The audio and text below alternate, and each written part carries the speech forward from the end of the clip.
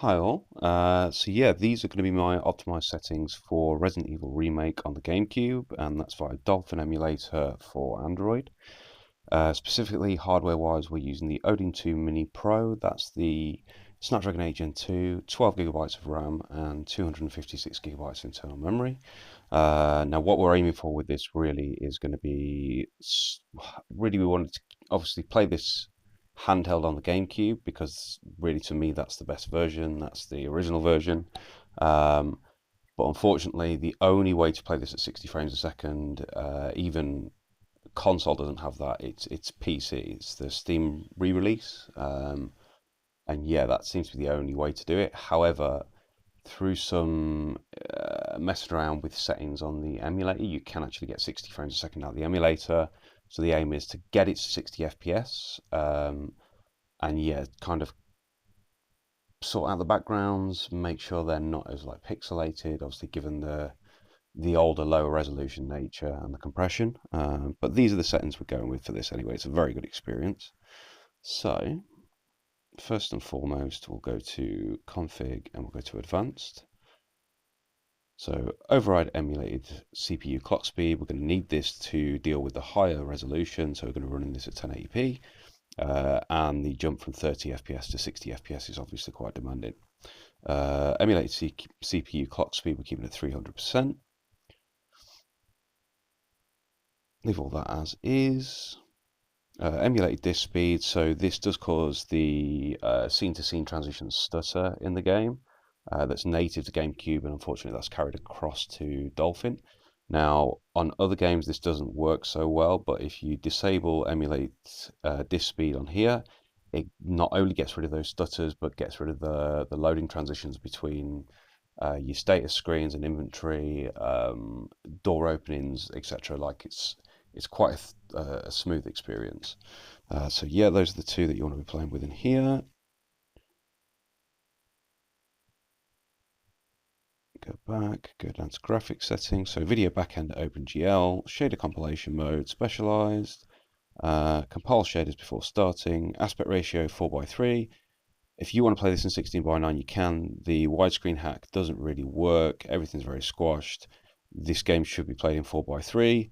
The only other real way I would say it's acceptable to play this in 16:9 is on the PC version, where it kind of zooms in on the screen, but then the camera pans as you move. It's still not ideal, but that's probably the only way it's acceptable to play this game in widescreen. And I have tried, believe me. So yeah, so enhancements. Internal resolution now 3 times native. I am playing this when it's docked at 4 times native, and it seems to be very good. The gameplay that you'll see after this coming up, you will see even at 1080p. At a certain point, there are dips to like 54. I can assure you, I've run through this 3 or 4 times without recording. It's been perfect, so I can only assume that it's because I'm recording internally on this. But yeah, otherwise, that's the only thing you'll really see in there. It's a beautiful experience otherwise. But yes, let's carry on. So, full scene anti-aliasing. I'll leave this off. It's way too heavy for Android, and more precisely the Snapdragon 8 Gen 2. It'll just hammer performance. Anisotropic filtering. This causes issues at 16 times, but it seems to be okay at 8 times. So, yeah, that's where we're landing with anisotropic. Or anisotropic, however you want to pronounce it. Texture filtering, so you've got two options with this. You've got force nearest or force linear, or you can leave it at default. Problem is, force linear seems to really blur everything, which is leaves quite a bit of contrast between the upscaled sprites. Or force nearest, which sharpens everything up, but obviously you tend to see the pixelation on those backgrounds a little bit. So the lesser of two evils really is going to be force nearest. And then what we'll do is we'll use color correction. So all that's left as is, just turned on. And then post-processing, we're going to use FXAA just to try and tidy up the backgrounds a bit. You'll still see a little bit of pixelation. There's no real way around that. But yeah, I'm quite happy with where that's come to. So in terms of these settings, so scale EBF copy, per pixel lighting, turn that off. That does tend to cause issues with some of the 3D environment stuff. So force 24-bit color turned on. Disable fog, we'll leave that alone. Disable copy filter turned on, and arbitrary bitmap detection. Now that's turned off more because it tends to cause lag in scene-to-scene transitions. I have no idea why, but yeah, we leave that turned off and performance improves quite a bit. It's not really making any noticeable difference visually. Widescreen hack obviously is off because we're using 4:3. So next is hacks. So yeah, the only one of these we keep turned off is skip EBF access from CPU. Text cache accuracy we've got on fast. Yeah, turn off store XFB copies to texture only, and that will stop like your weird purple flashes in between loading screens, etc. Yeah, so turn off skip presenting duplicate frames. That really, you need that to get it bumped up to 60 FPS. Now the only other two things will be VBI skip. Now the minute you turn this back on, again it drop down, it'll lock it back down to 30 FPS. So this is, you need that turned off for it to actually hit 60 FPS. And then you've got vertex rounding. Now I keep these turned on really because it helps a little bit with yeah, that background sort of, you know, pixelation. But otherwise, the only other things would be, go to advanced. Yeah, so VSync we got turned on, and enable progressive scan. Back-end multi-threading really doesn't make any difference because that's when you're using Vulkan, and we're not using Vulkan for this.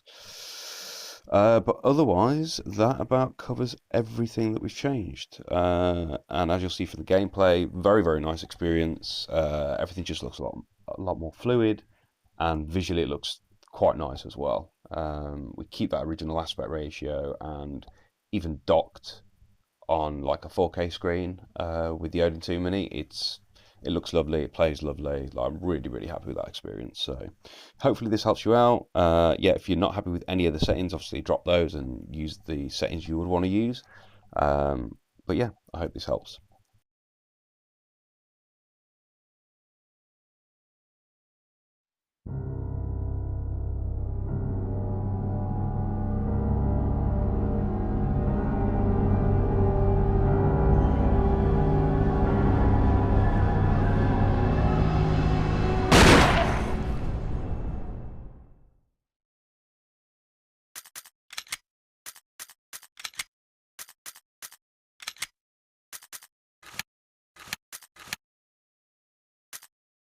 Resident Evil.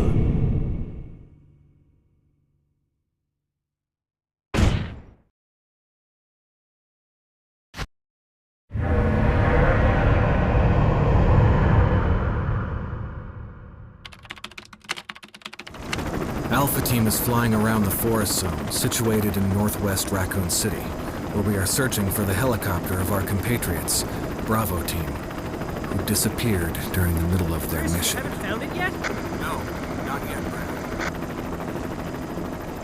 Bizarre murder cases have recently occurred in Raccoon City. There are outlandish reports of families being attacked by a group of about 10 people. Victims were apparently eaten. The Bravo Team was sent in to investigate, but we lost contact. Look, Chris! Bravo Team's helicopter was a derelict.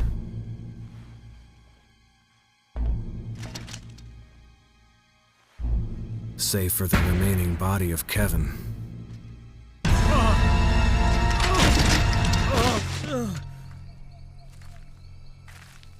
We continued our search for the other members, and it turned into a nightmare.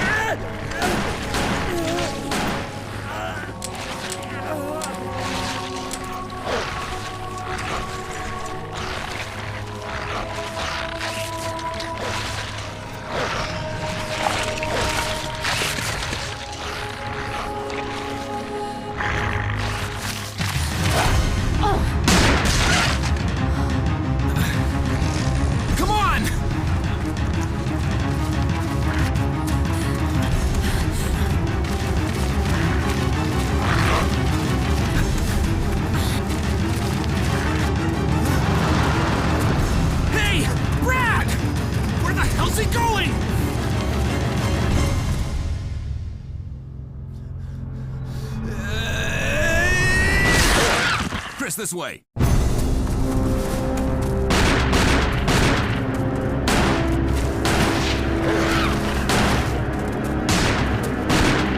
it! Make for that mansion!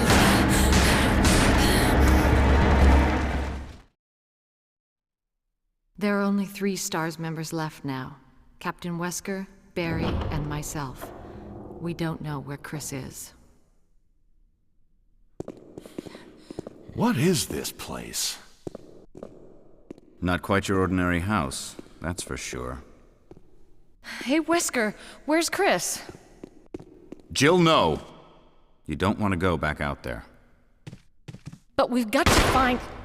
What was that? Chris? No. Jill, go and investigate. I'm going with her. Chris and I go back a long way. All right. You two go. I'll secure this area. Stay sharp.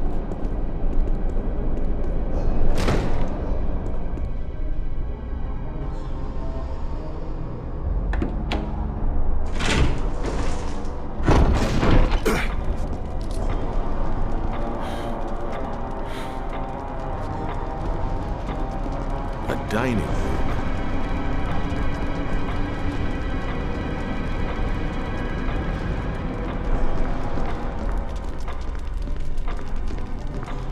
I think you'd better take a look at this. What is it? Blood. Jill, see if you can find any other clues. I'll be examining this. Let's just hope it's not Chris's.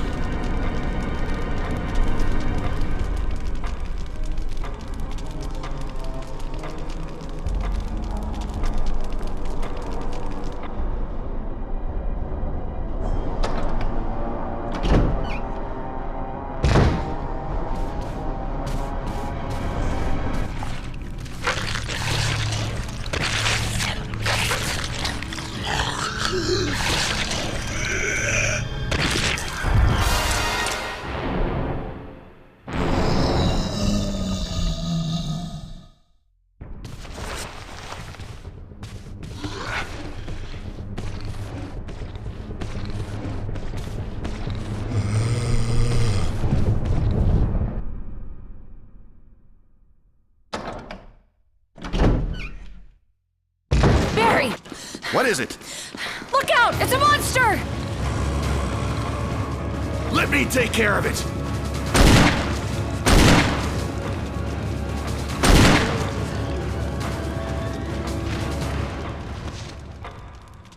What the hell is this thing? I found Kenneth killed by this thing. Let's report this to Wesker.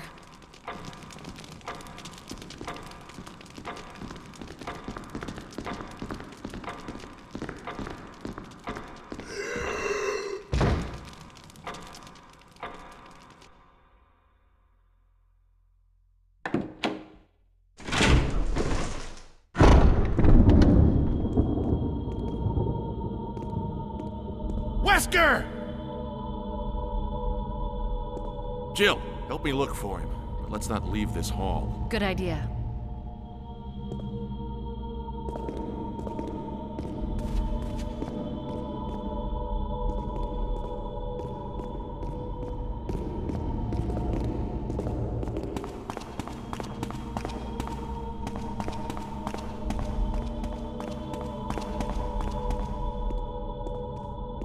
Barry. Any luck, Jill? No, nothing. What's going on around here? I can't figure it out. Same here. Chris, and now Wesker. There's not much we can do. We can search for him separately. I'll investigate the dining room again. Okay, then. I'll try the door on the other side. This mansion is gigantic. We could easily get lost. Let's start from the first floor. Okay. Oh! I almost forgot. It's a lockpick. You'd make better use of it. Thanks. I may need it. Listen, if something happens, let's meet up in this hall. Got it? Okay.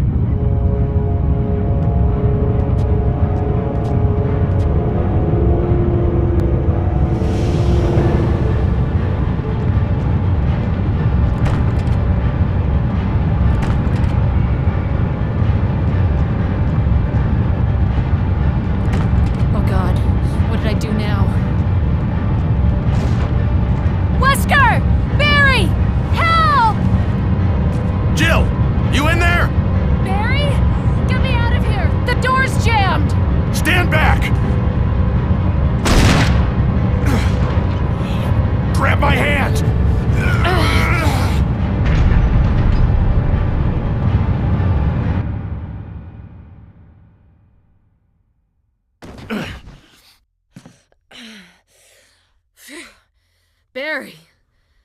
That was a close one. A second late, you would have fit nicely into a sandwich. Really? Thanks. But Barry, didn't you say you were going back to the dining room to find other clues? I'm glad and all, but why are you here? I just had something I wanted to check. Anyway, we should get back to searching for Wesker and Chris. Thanks, Barry. I owe you one. Don't mention it.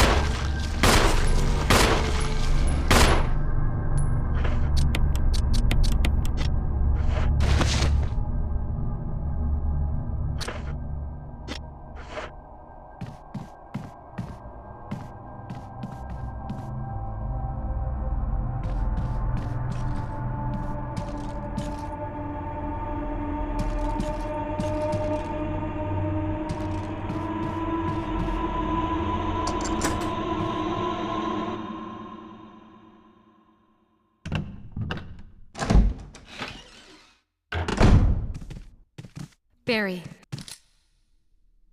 Jill, got any good news?